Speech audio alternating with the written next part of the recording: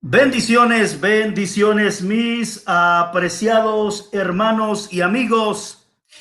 Estamos listos ya para presentar su programa, Un Encuentro con la Palabra de Dios. El propósito de este programa es bendecirles a todos y cada uno de ustedes. Es edificar el cuerpo de Cristo. Debo comunicarles que estamos transmitiendo hoy este programa por Facebook Live. En Facebook usted me encuentra con el nombre Wilson Vaca, pero también estamos transmitiendo el programa por YouTube. En YouTube me puede encontrar con el nombre Wilson Espino. Así que le pedimos que se suscriba, se pueda suscribir y luego active la campanita y recibirá notificaciones cada vez que tengamos un nuevo programa. El día de hoy tenemos, como de costumbre, una entrevista especial. Quédese con nosotros y será bendecido de manera especial. Lógicamente, otros verán este programa diferido. Al fin y al cabo, el propósito, es bendecirles a todos y cada uno de ustedes. Hoy tenemos un invitado especial y me refiero al pastor Edaín Portía. Aquí se los presento. Hemos invitado hoy al pastor Edaín Portía. Él pastorea desde los 18 años de edad y ha servido como pastor, misionero, evangelista y conferencista en diferentes países. Es licenciado en teología, sacó esta licenciatura en el Instituto Bíblico Berea en la Ciudad de México en los años 1997 al 2000. Actualmente cursa la maestría en artes y religión en el seminario Gordon Conwell, fundador junto a su esposa de la iglesia Cogop Alcabendas en la ciudad de Madrid, España. Actualmente es director de misiones nacionales en España, en este caso en la Iglesia de Dios de la Profecía. ¿Cómo estás, Edaín Portía? Es una bendición saludarte y gracias porque has aceptado la invitación para estar con nosotros. Muchas gracias, querido pastor Wilson. Muchísimas gracias. Es un honor y un placer poder estar con ustedes y compartirles un poco sobre la experiencia que tenemos acá en el continente europeo. Un saludo para todos los que nos sintonizan, muy en especial para todos los hermanos y pastores de ese bonito país de Honduras. ¿Cómo te sientes hoy en día, hermano? ¿Cómo estás? Estoy muy bien, gracias a Dios, con la situación que todos sabemos y está por demás casi nombrarlo de la pandemia, tratando de tener el cuidado que tenemos que tener, la precaución de sanitizar, de traer el tapabocas y toda esa cuestión, pero gracias a Dios estamos bien. Como todos ustedes o algunos se han enterado, tuve el problema del coronavirus y estuve en el hospital, entubado, y la situación fue completamente difícil y dura. Durante 11 días no pude, estuve inconsciente, entubado, y después, bueno, casi un mes entero en el hospital. Gracias a Dios que el Señor ha sido bueno y la oración de todos los hermanos nos ha hecho salir adelante, y ahora mismo podemos decir, Ebenezer, hasta aquí nos ayudó Jehová, estamos muy, muy bien. Está con nosotros hoy el pastor Edaín Portía, es de nacionalidad mexicana, con mucho orgullo en el buen sentido de la palabra y honor, pero actualmente está ejerciendo el ministerio en misiones en Madrid, España. Y lo hemos invitado hoy para abordar un tema sumamente importante.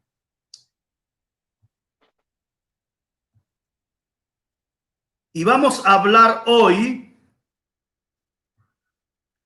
de la obra misionera de la Iglesia de Dios de la Profecía en Europa. La primera interrogante para ti, pastor, es la siguiente. ¿Cuándo inició la obra misionera de la Iglesia de Dios de la Profecía en Europa? Bueno, esta pregunta la voy a contestar en la mejor manera que pueda, porque no tenemos actualmente algunos datos muy puntuales. La Iglesia de Dios de la Profecía llega a Europa alrededor del año 1940, al Reino Unido, y ya posteriormente de ahí, del Reino Unido, se va extendiendo de manera muy lenta pero segura hacia otros países, y es muy interesante que desde esos años hasta el día de hoy está en muchos países de Europa. Por mencionarte algunos de ellos, sería España, donde estoy ahora. En Italia está la Iglesia de la Profecía, está en Portugal, en Alemania, Francia, Bélgica, Holanda, Inglaterra, Reino Unido, Finlandia, República Checa, Bulgaria, Rumanía y otros más. Entonces, desde aproximadamente en el 1940 es que llega la Iglesia de Dios de la Profecía a este continente. Interesante. Entonces, primero la Iglesia de Dios de la Profecía llegó haciendo misiones, evangelizando al Reino Unido. Al Reino Unido, sí. Sí. Y posteriormente de allí empieza... Posteriormente de ahí empieza la obra a extenderse, como en cualquier país. Obviamente siempre hay un punto de entrada, un punto de inicio, y allí fue donde comienza de manera más fuerte a extenderse la obra de la Iglesia de la Profecía en Europa. ¿Aproximadamente en cuántos países estamos en esta parte de Europa? Pues estamos casi en la gran mayoría. De hecho, Europa tiene 27 países. La Unión Ajá. Europea tiene 27 países y estamos en la gran mayoría. Quizás falten 2 o 3 países por conquistar, pero la gran mayoría hay. La obra no es tan grande como en Latinoamérica. La obra es chica, por decirlo de alguna manera, porque tampoco son 100 o 300 iglesias en cada país europeo, pero lo más interesante es que en la gran mayoría sí que está la iglesia en representación con la bandera de las naciones. A eso vamos con la siguiente pregunta. ¿Cómo ha sido el crecimiento en Europa? Me imagino que ha costado un proceso para crecer con la plantación de iglesias. Bueno, el crecimiento no ha sido tan explosivo o tan fuerte como en otros países ha ocurrido, dada la dificultad que representa este continente. Sí. Como todos sabemos, la obra es de Dios y nadie le detiene. Va lento, pero aún así va creciendo la obra en Europa. A lo mejor a pasos muy lentos, pero sí que va creciendo. Cuando entremos a hablar un poco sobre España, ya te darás cuenta que sí va creciendo la obra en Europa. España es nuestro punto de partida, que es donde más conozco y donde vivo, pero sí que en Europa sí ha ido creciendo, no de la misma manera que en otros lugares de otros países, pero sí que va siempre en aumento. ¿En qué país de Europa se han establecido más obras, más iglesias de Dios de la Profecía? ¿En qué país hay más obras? Esa sería en el Reino Unido. Sí. Se cree que en el Reino Unido la Iglesia de la Profecía tiene entre 8 a 10 mil miembros, y eso para los números de Europa es una una enormidad. Sí, en el Reino Unido la Iglesia de la Profecía es muy fuerte.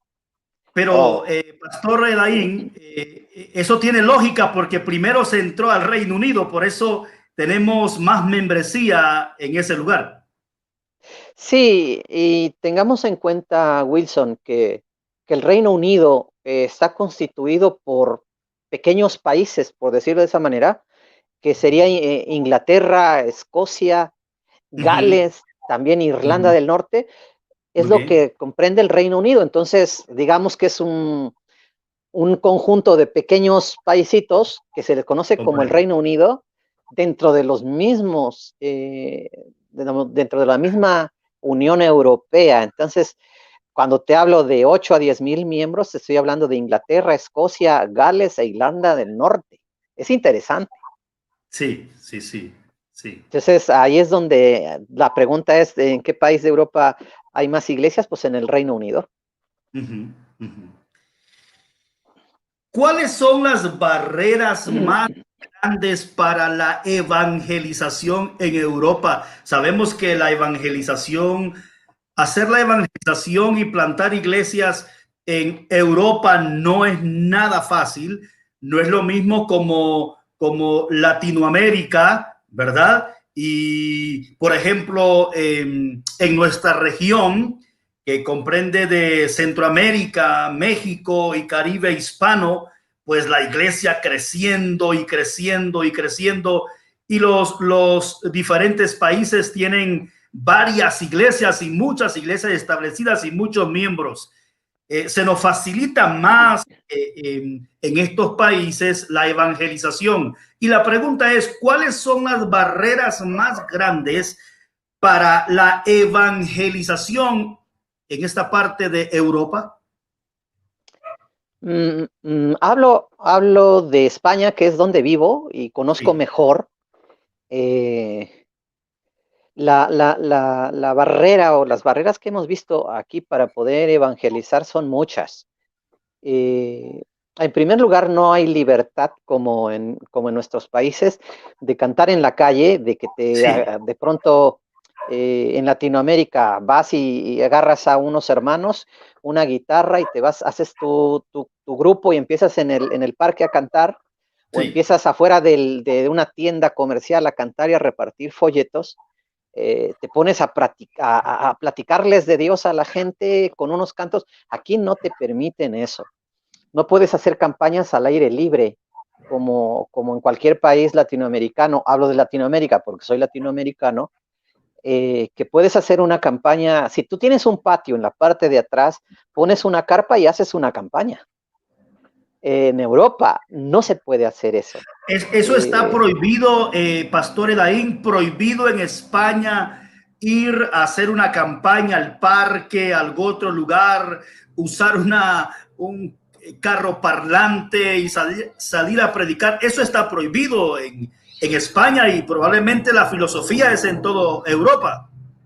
Sí, es en toda Europa. De hecho, yo he estado en algunos otros lugares y tienen la misma dificultad, que no puedes llevarte a tres hermanos con sus guitarras y ponerte en la esquina a cantar porque pues llega rápido la policía a decirte que ahí no es para hacer promoción de ningún tipo, ni religiosa, ni puedes traer una camioneta con bocinas y gritarles, Cristo viene y arrepiéntanse, no se puede. Lo primero que harían, te pondrían una multa y a lo mejor hasta te agarran tu vehículo y te lo confiscan. Puede ser que no. Otra de las barreras es que en las casas no puedes hacer culto ruidoso. A lo mejor puedes llamarte a tres, cuatro hermanos y hacer una oración, pero no puedes cantar a voz a cuello porque los vecinos te llaman a la policía y dicen que hay ruido ahí y que los está molestando. Entonces tú, ahí en tu casa, tú puedes, en Latinoamérica la gente hasta su música la ponen a todo lo que da y tú Sí, estás claro. oyendo la música que a veces odias, la del vecino que tiene un gusto fatal Sí, y el vecino pone la música para todos, pareciera. tener que escucharla, ¿no?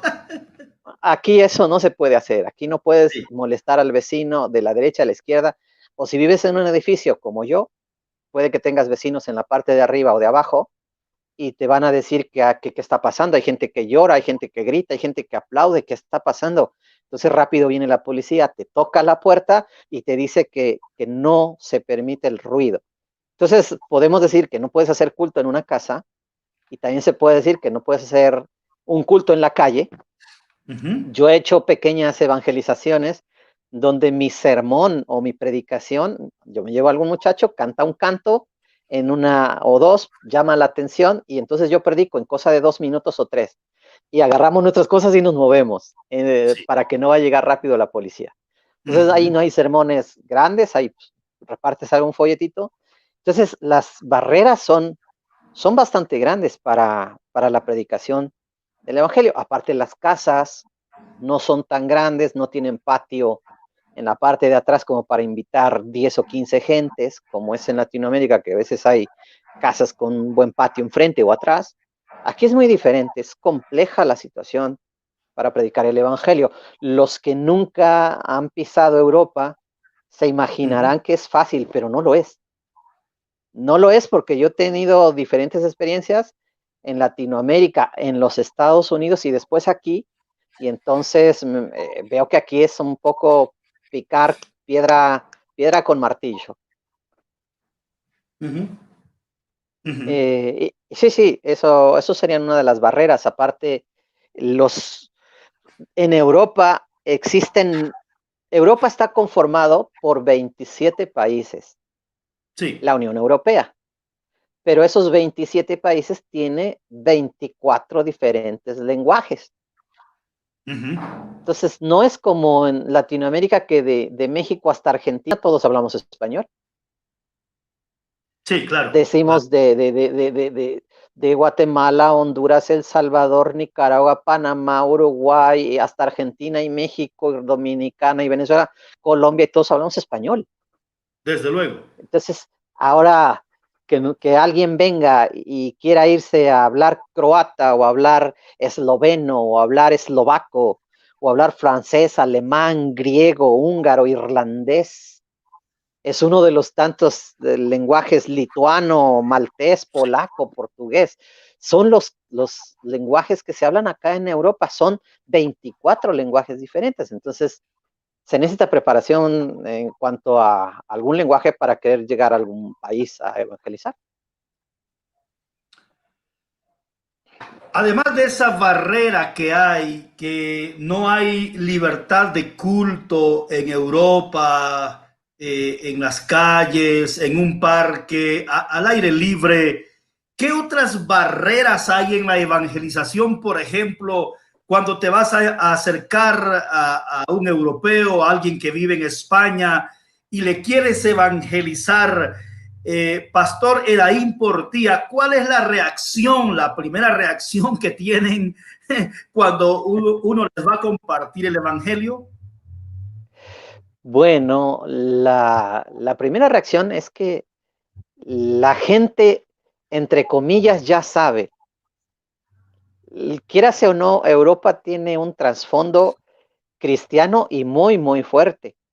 No desconocen el cristianismo. Es más, nosotros como latinoamericanos recibimos la palabra de Dios de europeos, propiamente de españoles que nos conquistaron. Sí.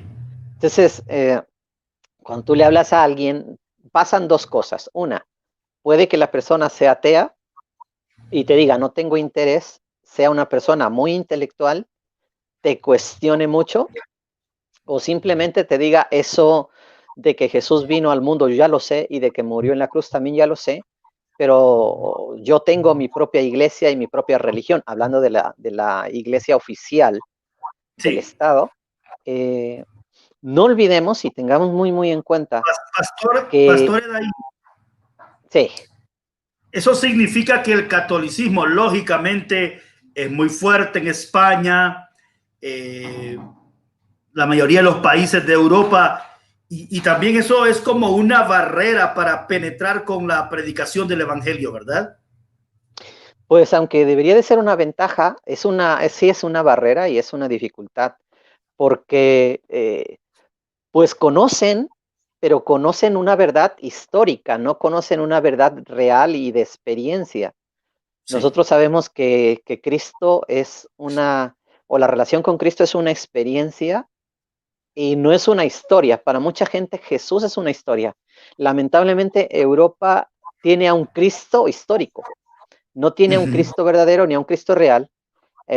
No olvidemos que los grandes avivamientos que registra la historia los registra Europa. Por ejemplo, viene a mi mente Charles Spurgeon en el siglo XIX, conocido como el príncipe de los predicadores. Ese era Sí, un inglés predicador muy, muy fuerte. También acuérdate que de acá estuvo John Wesley, uno de los hombres que ha traído más grandes avivamientos en el año 1703 aproximadamente en Inglaterra.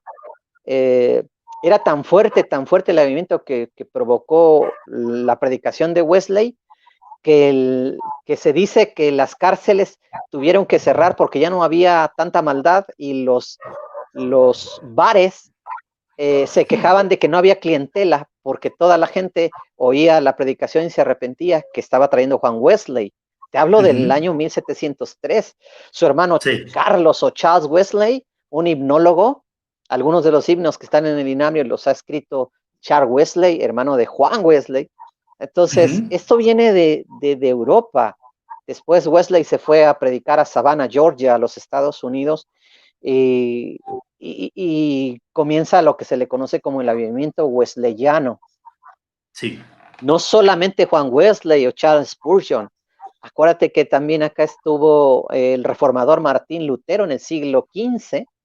La claro. reforma luterana nace acá mismo en Europa. Y ya por último, la mayoría de nosotros, seguramente los que somos cristianos evangélicos, la gran mayoría tiene una Biblia ahí en su casa, escrita por Cipriano de Valera y Casiodoro de Reina, dos Sí. españoles que traducen la Biblia Reina Valera. Es a decir, Ujú. la historia europea es muy rica dentro del cristianismo, pero ha muerto. Sí. Propiamente la fe ha muerto, aquí podría decirte de esa manera, a como yo veo las cosas. Es interesante eso porque lo que estaba relatando, ese avivamiento de Dios, cómo Dios se movió en esos países de Europa con la predicación del Evangelio, muchas personas fueron impactadas, convertidas, pero hoy es decir, la realidad es otra. No sé qué me puedes decir al respecto, que en algunos países de Europa la predicación se hace difícil porque ellos saben la historia y todo eso, cómo comenzó el Evangelio en muchos de estos países y cómo la fe se fue debilitando poco a poco. Alguien me decía, uno de los maestros que tuve en el seminario, me decía que eso de las guerrillas que hubieron entre católicos, protestantes y que murieron muchos cristianos, como que eso también es una barrera grande hoy en día para la predicación del evangelio. ¿Qué piensas al respecto? Sí, de hecho, una de las cosas que hemos visto y que hemos notado es que aquí la gente te exige que seas coherente con lo que predicas y cómo vives. Si se habla de integridad, te analizan, te ven si eres un hombre o una persona íntegra y que realmente vives lo que predicas. Porque Sí, lamentablemente lo sabemos y no es una noticia nueva que hay mucha gente que predica una cosa y vive la otra. sí. Entonces, aquí la gente es muy observadora y es uno de los retos que se tiene de mantener un testimonio íntegro y aparte de todo esto, también predicar el Evangelio con una exégesis correcta, Uh porque -huh. aquí la gente es intelectual. Claro, claro.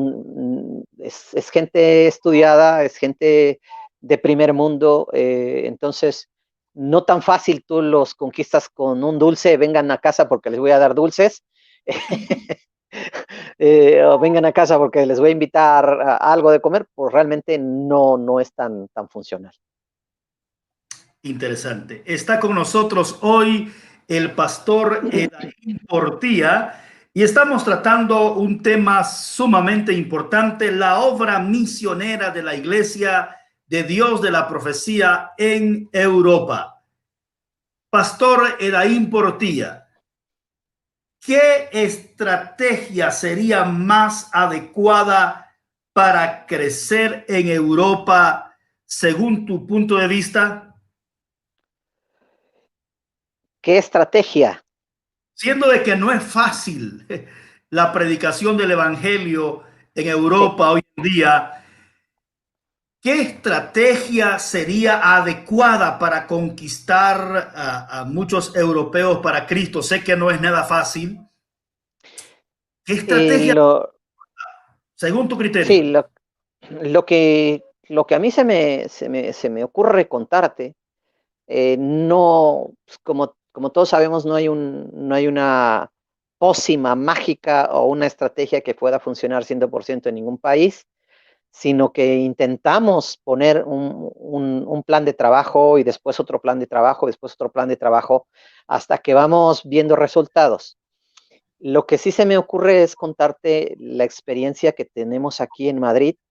Es que Sí, iniciamos, mi esposa y yo, en una casa con un pequeño grupito de 3, 4 personas, a orar, porque ellos que tenían cierto problema en cierta situación.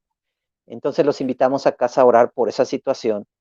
Y después empezamos a invitar un poquito de más gente, a evangelizarla, hasta que el, el momento ya no cabíamos en casa y ya te hablaba de 8 o 10 personas y era el máximo que podíamos meter en casa.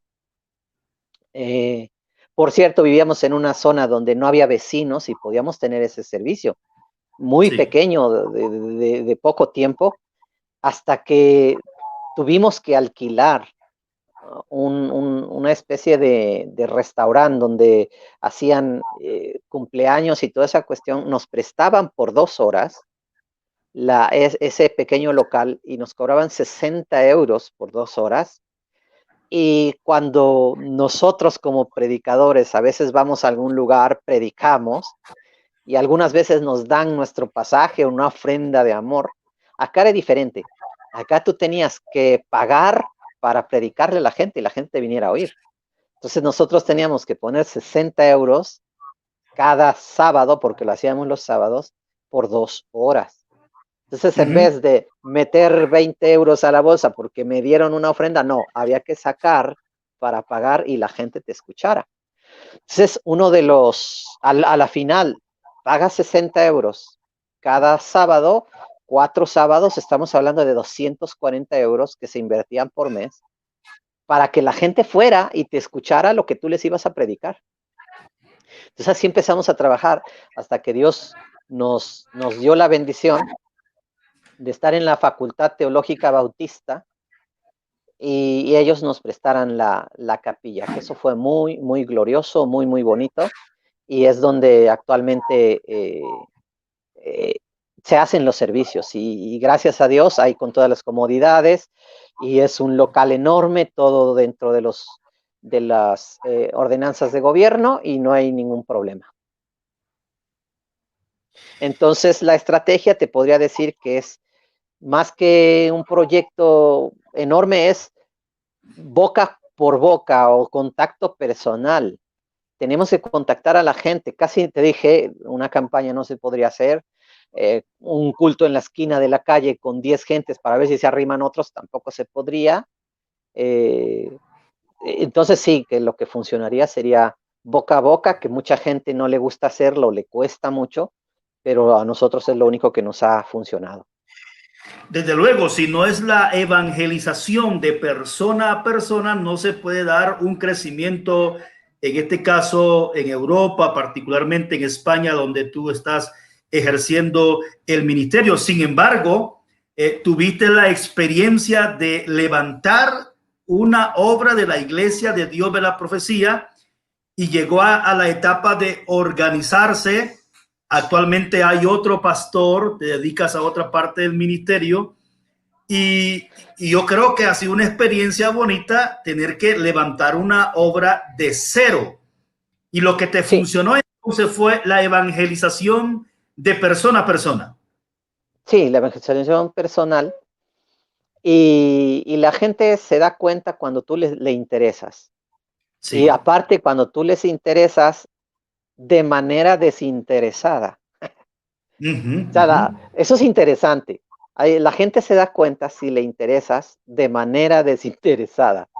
Desde luego. A- Incluso hubo gente que llegaba de otros países y llegaba a la iglesia porque hay gente latina que llega pues sin oportunidades, sin dinero y demás, y se acercaban a la iglesia y nosotros entre el grupito que estábamos, pues le juntábamos despensa, comida y les dábamos la comida a la gente, les buscábamos ropa, haciendo un poquito de obra social con la gente más necesitada, que en este caso era gente latina, y alguna que otra persona por ahí. Recuerdo de una jovencita que estaba presa de las drogas, una española, que cuando se acercó a la iglesia el Señor le liberó y bueno, después toda la familia estaba muy contenta y se acercaba al Señor. Eh, sí hemos ganado algunos españoles también para la gloria de Dios. Pero en ese proceso de hacer crecer la iglesia en Madrid, la mayoría son latinos. Sí, es un fenómeno que se observa en todas las iglesias. Tú vas a Sí, las iglesias X y vas a ver la mayoría que es gente inmigrante latina.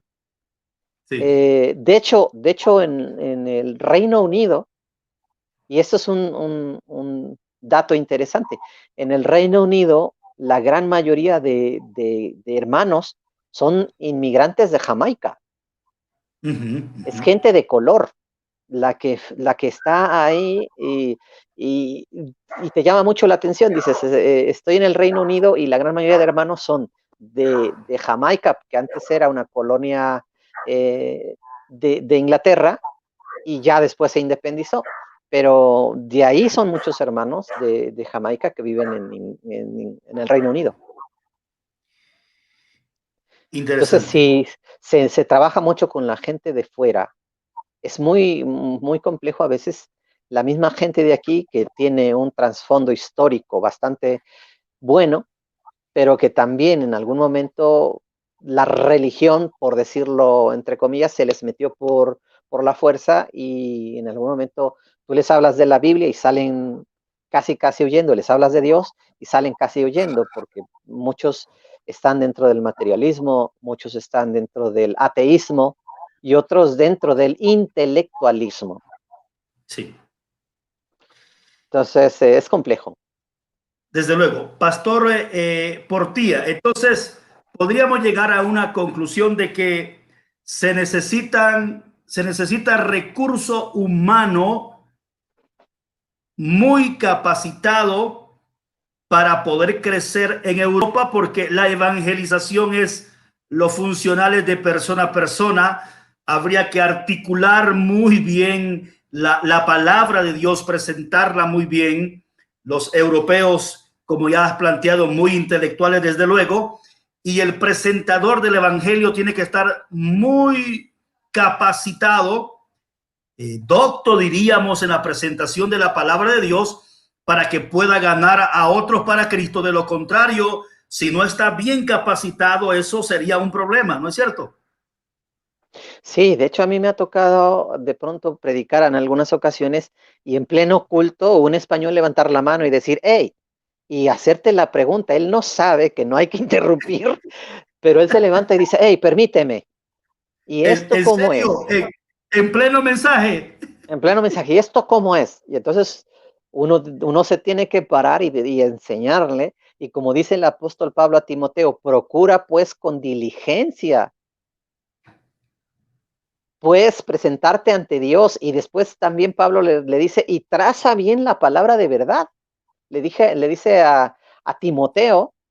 Entonces, hay que presentarse delante de Dios preparado, pero también con la gente para poder trazar bien la palabra de Dios, tener una correcta praxis de las escrituras, saber lo que Sí, hablamos, por qué lo hablamos y tener cuidado en lo que hablamos, que sea algo sí, que tiene sentido y que también tiene que ser contextualizado. a nuestro tiempo, a nuestros años, a la gente que nos escucha. Ya de antemano sabes que la contextualización es sumamente importante. El contextualizar. No es lo mismo que prediquemos en una pequeña aldea a que prediquemos en una enorme ciudad. No es lo mismo, aunque quisiéramos pensar que es lo mismo, no lo es. Eh, te cuento una pequeña anécdota que tenemos como una realidad, y eso los que nos estén oyendo y viendo después lo podrán ustedes corroborar. Aquí hay una parte que se llama Santiago de Compostela. Y Santiago de Compostela es una ciudad donde la tradición dice que ahí está la tumba de Santiago el Apóstol. La historia dice que Santiago el Apóstol, el que escribe la carta de Santiago, vino a predicar el Evangelio a España. Sí. Pero los historiadores dicen que el resultado de la predicación de Santiago fue casi nulo. Entonces, para que tengamos un pequeño panorama Un de contexto decir, histórico de lo difícil que ha sido desde hace mucho tiempo atrás predicar el evangelio en España. No ha sido nada fácil. claro, cuando cualquiera de nosotros de pronto nos comparamos con alguno de los apóstoles que estuvieron con el maestro, que estuvieron en la Santa Cena, que vieron la crucifixión, que vieron la resurrección, cuando de pronto, o me pasa a mí, no sé si a todos, cuando de pronto nos comparamos con ellos, pues la distancia entre un apóstol del Señor y nosotros, no hablo de los falsos apóstoles que hoy en día aparecen, sino de los verdaderos apóstoles que anduvieron con el Señor. La distancia para mí con el apóstol Pedro, la distancia para mí con el apóstol Santiago o cualquiera de los apóstoles es enorme. Y entonces imagínate, si viene Santiago y predica, y su predicación es muy poco efectiva, incluso algunos logran decir, algunos historiadores, que fue nula su éxito, entonces ya te compararás entonces cuando nosotros llegamos tratando de conquistar a la gente. Y ya posteriormente hubo gente que sí prestó atención al testimonio de Santiago, el apóstol, murió en Roma, sacrificado por Nerón, y después algunos de los que creyeron en el Evangelio se lo trajeron, eso dice la tradición, se lo trajeron a España y lo sepultaron en Santiago de Compostela. De hecho, hay una catedral que supuestamente está fundada en la tumba de Santiago el Apóstol. La ciudad se llama Santiago de Compostela. Interesante dato, interesante información en un contexto histórico y cómo ha sido difícil la predicación del evangelio en España en este caso. Pastor Edaín Portillas, ¿tú crees que se ha invertido muy poco dinero en la plantación de iglesias en Europa o sí se ha invertido mucho dinero en la plantación, la evangelización? Y aquí me refiero no solamente con la Iglesia de Dios de la Profecía, sino otras agencias misioneras, otras denominaciones. ¿Crees que se ha invertido mucha plata en la evangelización y que los resultados no han sido satisfactorios por la misma dureza de corazón? Bueno, la verdad es que los recursos nunca son suficientes. Yo creo que en ningún país podemos decir los recursos, estamos abundantes de recursos. Creo que siempre va a hacer falta recursos para la expansión del evangelio, para el sostenimiento de los misioneros, pero a lo mejor se pudo haber hecho una mayor inversión. Pero esto, aparte de una inversión, Pastor Vaca, aparte de una inversión que se hace para la evangelización, la inversión siempre tiene que ir de la mano con una buena estrategia. Si hay inversión y no hay estrategia, esa inversión se va a la calle, se va a la basura, por decirlo de una manera. La inversión tiene que ir de la mano con una estrategia. La estrategia tiene que ser planeada y tener un constante seguimiento de cómo va el trabajo. Entonces, podemos invertir mucho o poco dinero, pero siempre tenemos que tener en mente que tiene que haber una buena estrategia y que tenga un seguimiento. La pregunta pasada, que si se necesitaban mucho conocimiento, hablando de Europa y hablando de todos estos países, no es lo mismo predicar en Europa, y no lo digo de manera peyorativa o haciendo menos a la gente, Sí, pero sí comprendo. siendo realista. No es lo mismo Ujú. predicar en Europa que predicar en la India, por ejemplo, o en África. Nunca Sí, sería lo mismo. Hay un contexto completamente diferente. Es muy probable que las cualidades que un misionero que va para el África no las necesite en Europa, o las que tienes en Europa no las necesites en el África o en la India. Entonces, estamos hablando de Europa, un continente de primer mundo, un sí. continente completamente desarrollado, intelectual. La moda casi siempre Ujú. sale de acá, de Europa. Lo más importante siempre pasa acá y después se refleja por otros países. Entonces, Sí. sí que es muy interesante la obra misionera acá en Europa, y que los hermanos que tengan el gusto de vernos y de ver el video completo, sepan que las cosas no son tan simples como uno a veces se imagina. Yo les hablo desde mi perspectiva y desde mi conocimiento, y porque lo he vivido. No estoy metido en un libro X, sino porque te estoy hablando Sí, de vivencias personales y reales. desde luego. Está con nosotros hoy el pastor Edaín Portía y estamos teniendo una entrevista sumamente importante y estamos hablando de la obra misionera de la Iglesia de Dios de la Profecía en Europa. Lógicamente, el pastor Portía pastorea o pastoreó por un tiempo en Madrid. Ahora creo se está dedicando solamente a la plantación de iglesias en España. ¿Cuáles son las iglesias evangélicas que crecen más en España? Bueno, estaba tratando de ponerme al día con los datos de las obras en España propiamente.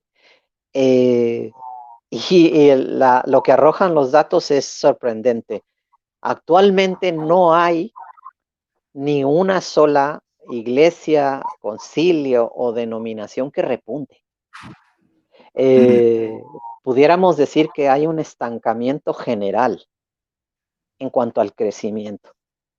Normalmente las iglesias aquí no son de 300, de 200, de 500 acá. Sí. En Europa, en lo que yo he visto, las iglesias son muy pequeñas. Son chicas, no rebasan a 100 miembros, a 50 miembros, a 40 miembros. Son muy pocas las iglesias que sí pudieran decir tengo mucha gente. Todas son muy pequeñas. Hablándote de las asambleas de Dios, de la iglesia de la profecía, de la iglesia bautista, todas son iglesias pequeñas. Hay Ujú. alguna puede decirte tengo 100 personas o 120, y es una iglesia bastante grande dentro del contexto europeo. Eso significa que a todos los concilios ubicados en Europa y particularmente España les cuesta crecer en membresía porque no es nada fácil. Hay muchas barreras para la presentación del Evangelio. Pastor Edaín, ¿cuánto tiempo llevas haciendo la obra misionera en España? ¿Y qué te motivó a ir a España? Tú eres un mexicano, no es fácil dejar México, dejar las tortillas ricas con el jalapeño, ¿ah? No es fácil dejar las arracheras e irse a Madrid. ¿Qué te motivó y cuánto tiempo llevas de estar en España?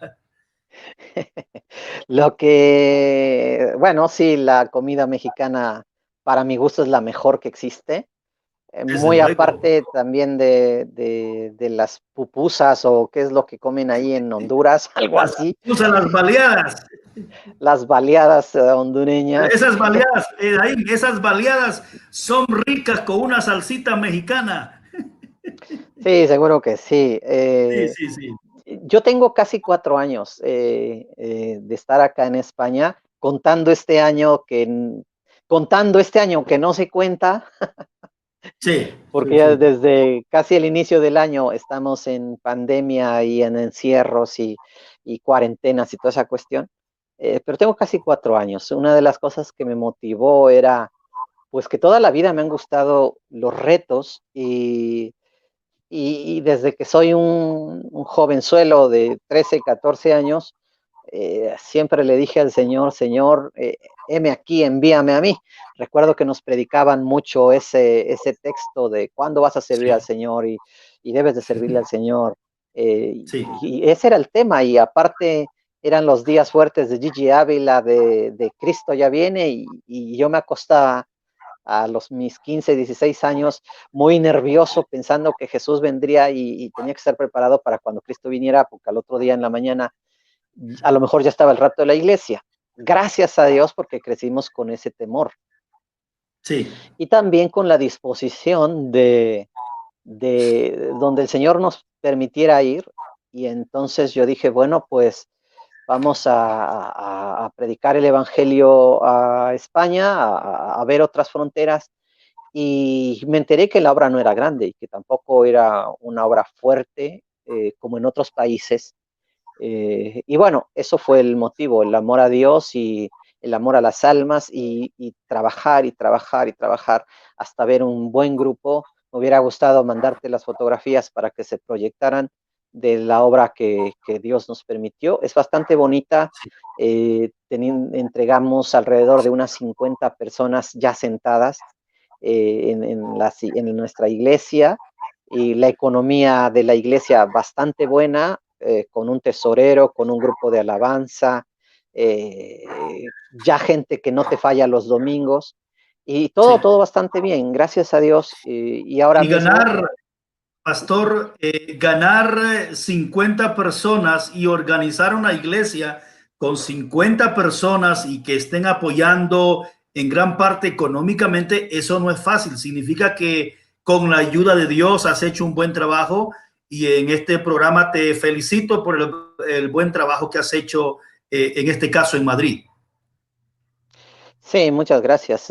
Para al Señor siempre es la gloria. Nosotros solo somos barro en sus manos y Él nos va a hacer y a utilizar como Él quiera. Esa es una de las cosas que todos tenemos que aprender, que no siempre las cosas de Dios son tan fáciles como quien de pronto pudiera imaginarse. Cuando hay gente que me ha dicho, me quiero ir para allá, lo primero que les digo, eres bienvenido, pero las cosas se las platico tal cual. Le digo, mira, cuando vengas acá tendrás donde dormir y tendrás comida, pero porque te la voy a dar, te voy a ofrecer donde duermas, donde comas, pero más no te puedo ofrecer porque las situaciones son complejas en cualquier lugar. Eh, Hay algo que te quería comentar y que se me hace muy, muy bonito. Sí, Eh, la Iglesia de Dios de la Profecía aquí en España nace en una ciudad llamada Elche, inicia aquí en España en una ciudad llamada Elche. Pero esa ciudad, esa obra en España, ningún misionero vino.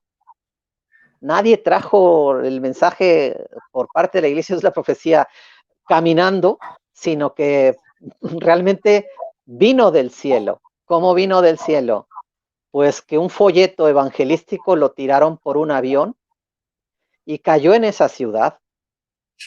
Y entonces alguna persona lo cogió, se interesó, venía el número de la iglesia, del cuartel general en ese entonces que le llamábamos, y llamó a los Estados Unidos, eso interesado por el estás dando, mensaje. Elaine, estás dando un dato muy importante. Nosotros repartíamos antes literatura evangelística y es a través de una literatura que se logra establecer la iglesia en ese lugar. Sí, la Iglesia de la Profecía se establece a través de un folletito y entonces de los Estados Unidos mandan a unos hermanos de Portugal, porque la iglesia ya estaba en Portugal, mandan a los de Portugal a que le den visita a los interesados en Elche, y ahora es la iglesia donde estuvo por 20 años el hermano José Antonio Gómez, ahí vive de hecho cerca el hermano José Antonio Gómez, y es la iglesia más antigua que tenemos en España. Interesante Esa dato. esa iglesia fue organizada en el 1981, en un febrero de 1981. Entonces ya haz tu cuenta y sabrás cuánto tiene la obra aquí en España. Pero lo interesante es que a través de un folleto la obra se abre y el primer supervisor nacional es un hermano mexicoamericano aquí en España. En aquel entonces le tocó venir a visitar a nuestro historiador, el hermano Adrián Barlac. Sí. Entonces, sí se me hace muy emocionante eh, cómo nace la obra aquí en Madrid. Bueno, no en Interesante. Madrid, sino en España. Sí. Entonces, Interesante dato. así es, Wilson. Qué bendición tenerte en nuestra entrevista el día de hoy. Estamos ya en la recta final de nuestro programa y siempre a mis entrevistados les hago una pregunta personal. Sé que te pegó coronavirus, estuviste entubado. Me gustaría que nos cuentes cuál es la experiencia de estar entubado. ¿Y qué pensaste mientras estabas en esa experiencia?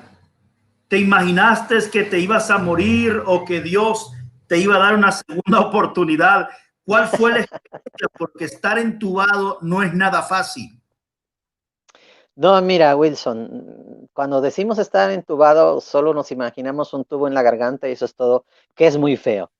Sí, Incluso Marcos Witt, que tuvo un accidente, que se le quebraron las piernas, le metieron un tubo y después el médico le dijo, ya usted nunca podrá cantar. Y Dios hizo un milagro y después empezó a cantar tan bien como siempre lo ha hecho. No solamente es un tubo en la garganta, también me pusieron una sonda en la nariz muy honda.